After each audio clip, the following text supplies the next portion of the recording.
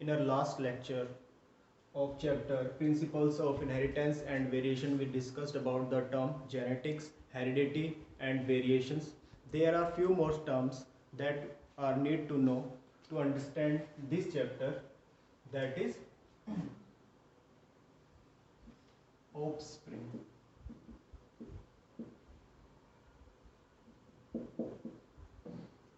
Offspring is the product of sexual reproduction. Product of sexual reproduction. As we all know that sexual reproduction required two parents. One is male and another is female. So this condition is known as biparental condition. Okay. Now another term is siblings. In sexual reproduction, the individual formed are called as offspring, but if these offsprings are belonging to same parents,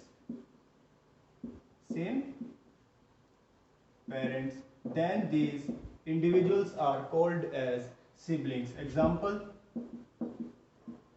brother and sister. Next is clone. Clones are the product of asexual reproduction. Okay so जो यहाँ पर individuals formed होंगे वो carbon copy होंगे to their parent और to each other. ठीक है. सो जो इंडिविजुअल्स एक दूसरे के या अपने पेरेंट के कार्बन कॉपी होते हैं उनको बोलते हैं रेमिट्स. ठीक है. And group of such individuals is called as clone. Okay. Next term is character. Character is the well defined morphological and physiological feature. For example, height of an individual. ठीक है. Next term is trait. अगर किसी character को हम distinguish कर देते हैं तो उसको बोलते हैं ट्रेट. फॉर एग्जाम्पल, हाइट क्या है? कैरेक्टर है और इसमें tallness and shortness will be the trait. Okay. Next term is unit factor or Mendelian factor. Nowadays this factor is called as gene. The term gene was given by Johansen.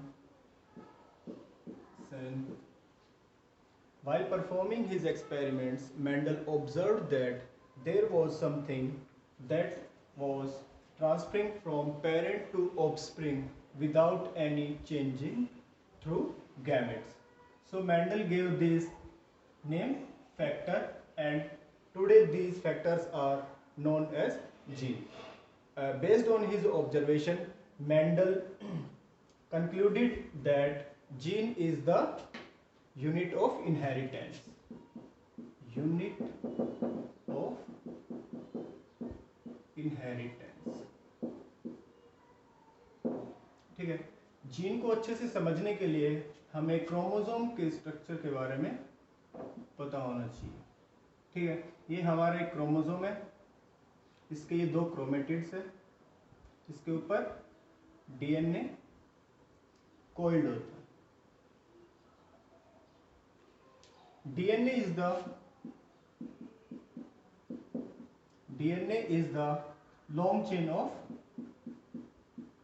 nucleotide. Nucleotide comprise three parts, that is nitrogenous base, pentose sugar, and third one is phosphate group. ठीक है, इन तीनों से मिलके एक nucleotide बनता है, और जब एक न्यूक्लियोटाइड दूसरे न्यूक्लियोटाइड से ज्वाइन होता है तो वो डीएनए की चेन बनाता है। सपोज ये हमारा डीएनए है, इसके अंदर इस रीजन में अगर हम इसको नंबर दें तो ये जो न्यूक्लियोटाइड सीक्वेंस है, सपोज करो 300 to 500, ये रीजन किसी एक पार्टिकुलर कैरेक्टर को कंट्रोल कर रहा है, तो इसे बोलते हैं हम जीन। ठीक है, डीएनए से बनता है आरएनए, आरएनए से बनता है प्रोटीन, तो जो प्रोटीन है वो जीन प्रोडक्ट ही होता है। ठीक है, तो ये जो सीक्वेंस है इसको क्या नाम दिया गया? Gene. Next term is allele और एलीलोमॉर्फ्स।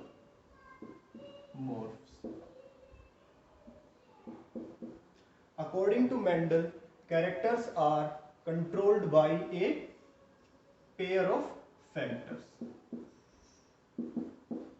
मेंडल ने बताया कि ये जो फैक्टर है इसका एक पेयर किसी पार्टिकुलर कैरेक्टर को कंट्रोल कर रहा है, और ये जो फैक्टर है प्रेजेंट ऑन सेम लोकेशन और locus, that is gene locus on homologous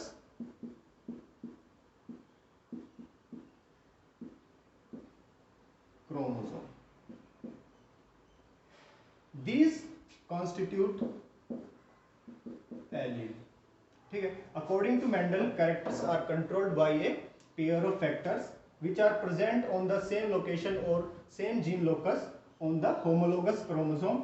These constitute alleles or allelomorphic pair.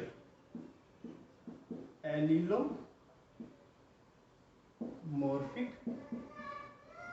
pair. Okay. अब इन एलील को भी किसी सिंबल से डिनोट किया गया है। जनरली हम एलील को लेटर से डिनोट करते हैं, सपोज करो ए।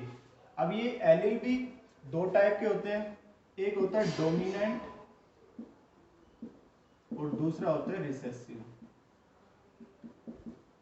डोमिनेंट के अंदर जब एलिलोमॉर्फिक पेयर में दो एलील्स प्रेजेंट है और दोनों एलील डिफरेंट है, तो एक एलील दूसरे एलील के कैरेक्टर को सप्रेस करके अपना कैरेक्टर शो करता है।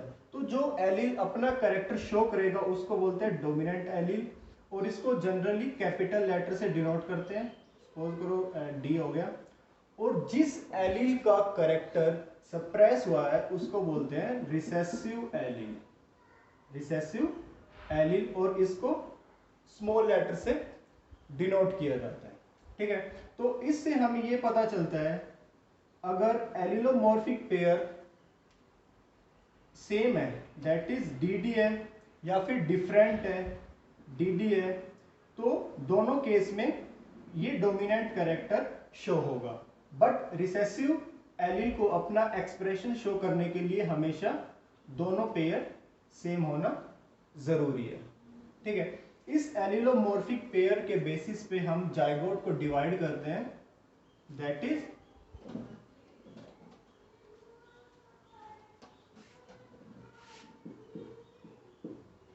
होमोजाइगोट और homozygous. Second one is heterozygote और हेटेरोजाइगस। अगर दोनों एलील सेम है तो उसको बोलते हैं होमोजाइगस, दैट इज डीडी और डीडी। अगर दोनों एलील डिफरेंट डिफरेंट टाइप के हैं तो उनको बोलते हैं heterozygous, that is DD. Okay,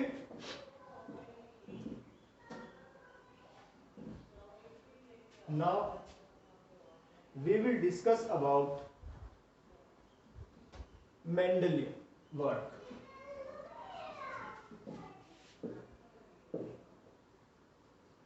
Mendel की जो लाइफ स्पैन था वो 1822 से 1884 तक था।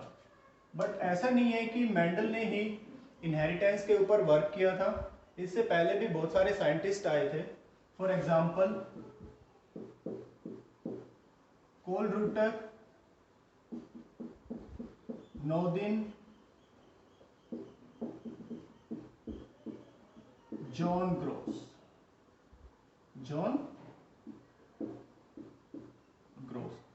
कोलरूटर ने टोबैको प्लांट के ऊपर वर्क किया था। नोदिन और कोलरूटर ने टी प्लांट के ऊपर वर्क किया था। कोलरूटर ने टोबैको प्लांट पे वर्क किया और नोदिन ने और जॉन ग्रोस ने टी प्लांट के ऊपर। कोलरूटर ने जब टोबैको प्लांट के ऊपर एक्सपेरिमेंट किया तो उसको F1 जनरेशन में इंटर स्पेसिफिक हाइब्रिड ऑब्टेन हुआ। इंटरस्पेसिफिक हाइब्रिड ऑब्टेन हुआ जो कि किसी भी पेरेंट को रिजेंबल नहीं करता था। बट इन F2 जनरेशन उसको हाइब्रिड कैरेक्टर भी मिला प्लस पेरेंटल कैरेक्टर भी मिला।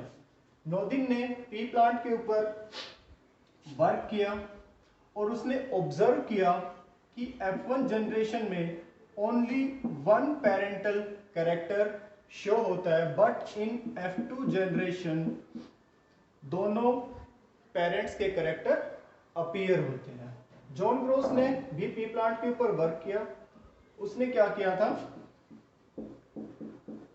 Yellow seeded and green seeded P plant को क्रॉस कराया और उसने F1 जनरेशन में only yellow seeded plant obtained हुए। उसके बाद उनकी सेल्फिंग कराई तो F2 जनरेशन में येलो प्लस ग्रीन सीडेड दोनों टाइप के प्लांट ऑब्टेन्ड हुए थे। बट उनको उस टाइम ये सब नहीं पता था कि इनका एग्जैक्ट रीजन क्या है। फिर उसके बाद आए मेंडल, उन्होंने इस एक्सपेरिमेंट को और एलोबरेट किया और अपने कंक्लूजन्स दिए। तो मेंडल के एक्सपेरिमेंट्स के बारे में पढ़ने से पहले हम इनकी हिस्ट्री के बारे में भी पढ़ते हैं, जो कि नीट और अदर कंपटीशन के लिए बहुत ही इम्पोर्टेंट है।